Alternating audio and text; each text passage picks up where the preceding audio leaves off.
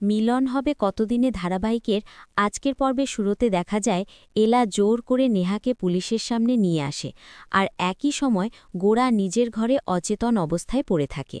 এলা রাগের মাথায় পুলিশকে বলে নেহাকে দ্রুত থানায় নিয়ে যেতে। পুলিশ নেহাকে জিজ্ঞাসাবাদ শুরু করলে নেহা সব অভিযোগ অস্বীকার করে, কিন্তু এলা জানায় চিজ কেক পরীক্ষা করলেই আসল সত্য বেরিয়ে আসবে। নেহা অসহায়ের মতো অনুরোধ করে বিষয়টি বড় না করতে, কারণ সেটি নাকি গোরার জন্য গিফট ছিল, কিন্তু এলা তাকে কড়াভাবে থামিয়ে দেয়। অন্য পুলিশ অফিসার নেহার ওপর সন্দেহ প্রকাশ করে এবং তার উদ্দেশ্য নিয়ে প্রশ্ন তোলে। নেহা নিজের প্রভাব খাটানোর চেষ্টা করে, বাবার পরিচয় দিয়ে হুমকি দেয়, কিন্তু পুলিশ তা আমলে নেয় না, বরং তারা জানায় নিয়ম মেনে তাকে সকালে থানায় নেওয়া হবে এবং ততক্ষণ পাহারায় রাখা হবে। নেহা জিদ করে অস্বীকার করতে থাকে এবং আইনজীবীর কথা বলে, আর এলা ঠান্ডা মাথায় বলে দেয় যে সামনে তাকে আইনি জটিলতার মধ্যে পড়তে হবে। এরপর এলা গোরার ঘরে গেলে পরিস্থিতি কিছুটা ভিন্ন মোড় নেয়।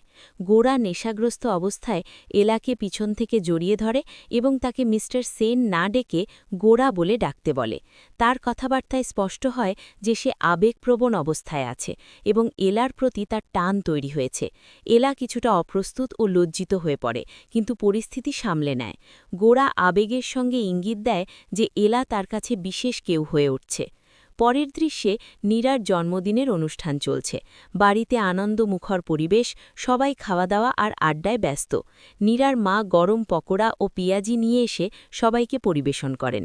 এই সময় ঝাতা মজার ছলে প্রস্তাব দেয় যে এলা ও গোরা আসা পর্যন্ত গান বাজনা শুরু করা যাক। প্রথমে নীরার মা একটু ভুল বুঝে ঝাঁকাকে বকাঝকা করেন, কিন্তু পরে বোঝা যায় সে শুধু আনন্দের পরিবেশ তৈরি করতে চেয়েছিল। এতে পরিবেশ হালকা ও হাস্যরসে ভরে ওঠে। তারপর আবার এলা ও গোরার একান্ত কথোপকথনে ফিরে আসা যায়। এখানে গোরার অনুভূতি আরও পরিষ্কারভাবে প্রকাশ পায়। সে এলাকে বলে প্রথমে তাকে বিরক্তিকর মনে হলেও এখন ধীরে ধীরে সে এলার প্রতি অভ্যস্ত হয়ে পড়েছে। তার দিন এলা ছাড়া অসম্পূর্ণ লাগে, এমনকি ছোট ছোট বিষয়েও সে এলার ওপর নির্ভর করতে শুরু করেছে। সে স্বীকার করে যে এই পরিবর্তনটা সে নিজেও ঠিকভাবে ব্যাখ্যা করতে পারছে না, কিন্তু এটা এক ধরনের মায়া বা টান।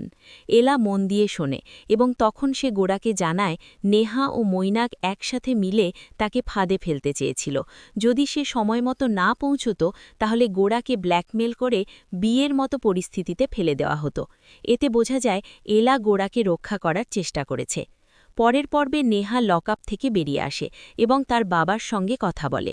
সে স্বস্তি প্রকাশ করে এবং বাবাকে ধন্যবাদ জানায়। তার বাবা রাগান্বিত হয়ে প্রতিশোধ নেওয়ার কথা বলেন এবং জানান তিনি বিষয়টি ছেড়ে দেবেন না। নেহা তাকে দ্রুত আসতে বলে এবং তার পাশে থাকার আশা প্রকাশ করে।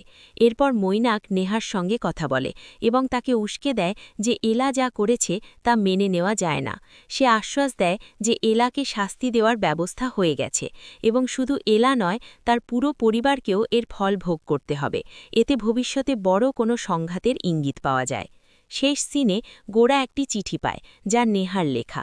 চিঠিতে নেহা নিজের অপমানবোধের কথা জানায় এবং বলে সে কখনো এতটা হেয় প্রতিপন্ন হয়নি।